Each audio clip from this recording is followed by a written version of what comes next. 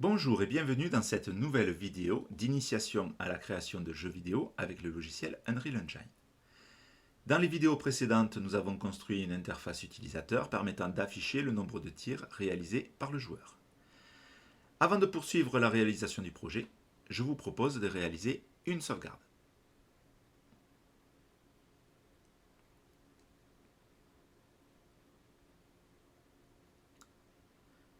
Donc Unreal Engine ne permet pas de faire des sauvegardes de votre projet. Donc voilà, il permet juste de sauvegarder au fur et à mesure les modifications que vous avez faites, mais il ne permet pas de faire de sauvegarde. Alors, c'est quand même assez simple de faire une sauvegarde, je vous montre. Il suffit de quitter Unreal Engine et d'ouvrir le répertoire qui contient vos projets. Dans le répertoire qui contient vos projets, vous allez pouvoir trouver donc vos projets sous la forme d'un répertoire. Donc là, moi j'ai un seul répertoire intitulé Initiation qui correspond bien à mon projet. Et pour faire la sauvegarde, eh bien, il suffit juste de faire une copie de ce répertoire. Donc voilà, donc je vais faire une copie, CTRL-C, et je vais coller CTRL-V dans le même répertoire.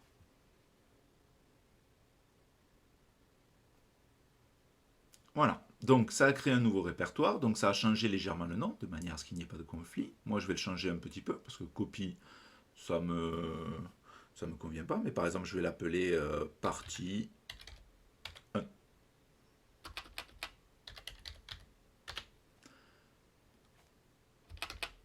Voilà, par exemple. Avec un grand P, ça sera encore mieux. Alors, et maintenant, je vais réduire ça et réouvrir Unreal Engine.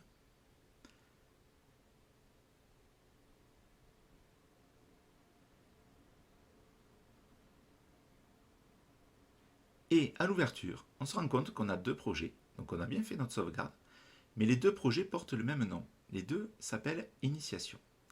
Donc là, on a un petit souci. Et je vais vous montrer comment le régler. Donc il suffit de refermer Unreal Engine, de revenir sur le dossier qui contient nos répertoires. Mais en fait, le nom du projet n'est pas le nom du répertoire. Le nom du projet, en fait, c'est le nom du fichier d'extension Unreal Engine Project qui est contenu dans ce répertoire. Donc là, il s'appelle Initiation. Si je reviens un peu en arrière et que je vais dans l'autre, il s'appelle également Initiation. Donc c'est ce fichier-là qu'il faut renommer pour qu'il y ait une différence dans l'interface d'Unreal. Donc là, par exemple, je vais l'appeler partie 1. Voilà. Donc, je peux réduire à nouveau ça et relancer Unreal Engine.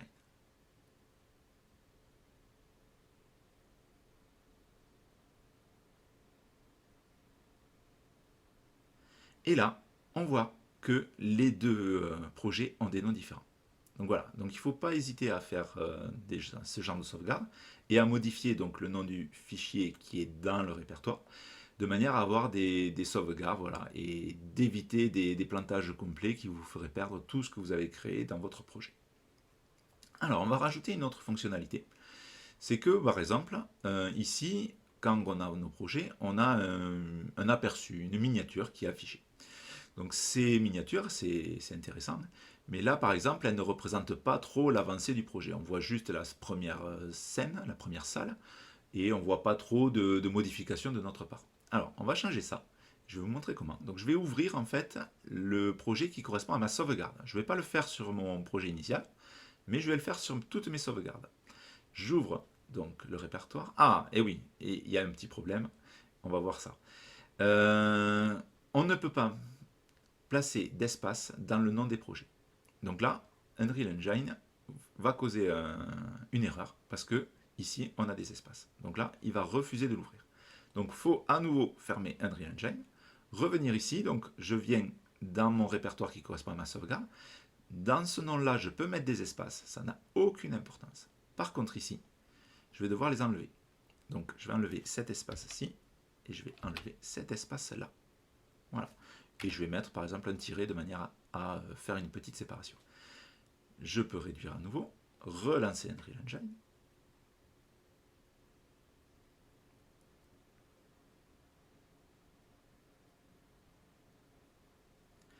Et ouvrir ce projet sauvegardé et dont le nom ne contient plus d'espace. Ah, et on ne peut pas mettre ce caractère-là non plus. Bon, et bien celui-là, je l'avais oublié. Alors, celui qui marche, c'est l'underscore. Voilà, l'underscore. Donc vous avez, avec la touche 8 de votre clavier, va permettre de le faire.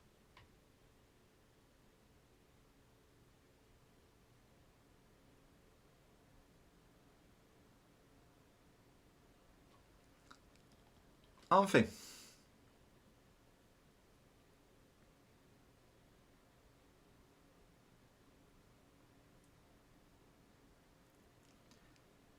et donc nous revoilà dans notre projet. Alors, on ne va rien changer dans le projet ce coup-ci, mais par contre, on va aller dans les paramètres, donc en haut à droite, et dans les projets, dans les paramètres du projet, Project Settings.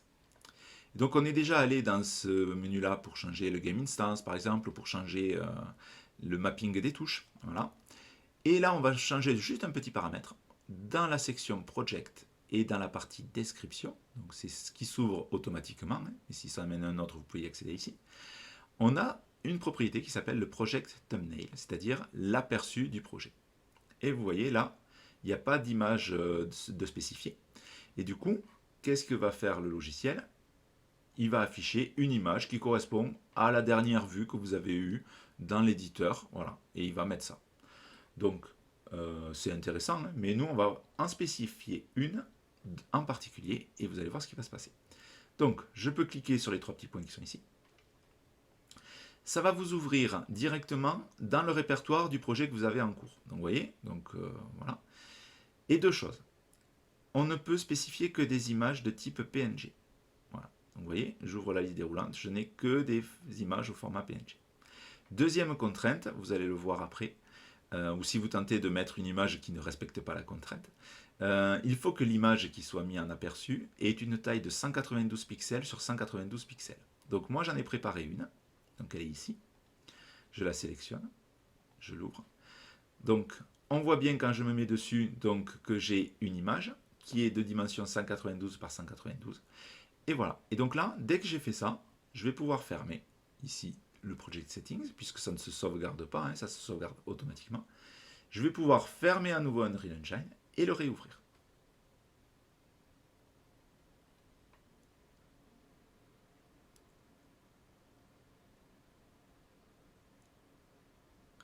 Et maintenant, vous voyez l'aperçu de la première sauvegarde a été modifié. Et donc on voit bien, avec une infographie de ce type, à quel niveau on en est. Donc on voit par exemple que j'ai une interface utilisateur là qui me donne le nombre de tirs, que je suis dans une salle donc avec un empilement de cubes, le cube jaune, et apparemment en fond se dessine la porte qui est toujours fermée et sur lequel voilà, il y a une indication qu'on n'arrive pas à lire, mais voilà, c'est vous qui avez conçu le jeu, donc vous savez ce que ça fait.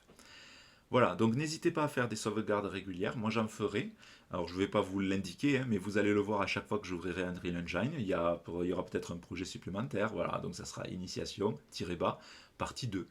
Et voilà, et donc faites des sauvegardes assez régulièrement, surtout quand vous allez tenter un truc nouveau ou que vous ne maîtrisez pas du tout, voilà, de manière à ce qu'on puisse éviter qu'un crash vous supprime tout. Voilà. Donc on se retrouve très bientôt dans une nouvelle vidéo pour créer une nouvelle zone de jeu qui sera constituée de labyrinthes. A très bientôt. Pour réaliser une capture d'écran de votre jeu qui pourra servir en fait de miniature pour votre projet. Voilà comment vous pouvez faire. Donc il suffit de lancer le jeu. Vous vous placez dans la configuration que vous souhaitez sauvegarder en fait,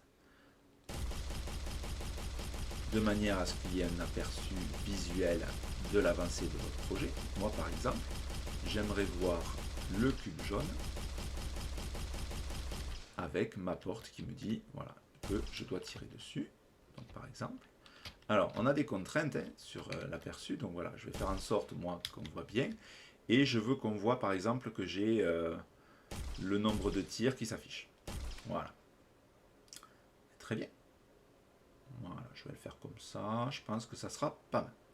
Et là, il vous suffit d'appuyer sur le bouton Imprimer écran de votre clavier, ou alors le bouton Print Screen, si vous l'avez en anglais.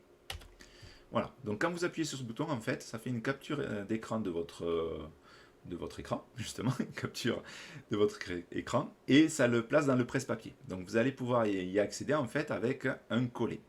Et donc c'est ça qui est intéressant. Donc ensuite, vous pouvez sortir du jeu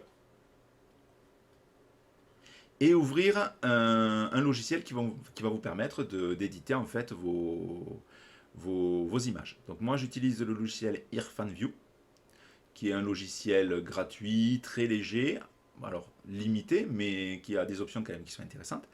Et là, en fait, il suffit de coller ce que vous avez mis en mémoire grâce à la touche imprime écran. Et donc pour faire ça, il suffit d'utiliser le raccourci clavier CTRL-V. Et donc l'image que vous avez capturée apparaît. Donc là après, il suffit de dimensionner votre image. Donc quand vous voulez l'utiliser comme miniature, il vous faut une image carrée. Donc moi je fais une sélection, donc je veux me limiter moi à l'interface utilisateur. Et en haut, vous avez en fait les dimensions de votre sélection. Donc là vous voyez, elle fait 913 pixels sur l'axe X et 892 pixels sur l'axe Y. Donc si je veux un carré, il va falloir que je réduise un peu ça. Voilà, et là je suis parfait, 892 x 892 avec un ratio de 1, c'est parfait. Donc là moi, cette zone me convient. Donc ce que je fais, je refais un copier, donc CTRL-C. J'efface tout sur IrfanView, c'est la touche D. Et je refais un coller, CTRL-V. Et là, j'ai mon image carrée qui va pouvoir être utilisable. Donc ici, je vais devoir la redimensionner puisque Unreal veut des images de taille 192 pixels sur 192 pixels.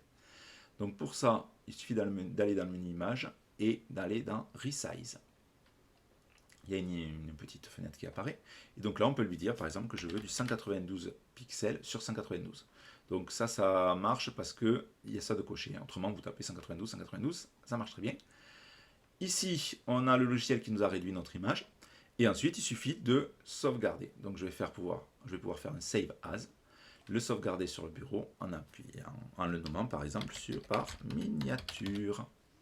Et je n'oublie pas de bien sélectionner PNG ici, puisque Unreal nous impose des images au format PNG. J'enregistre, et voilà, mon image miniature sera là et disponible pour le mettre dans le projet. À très bientôt!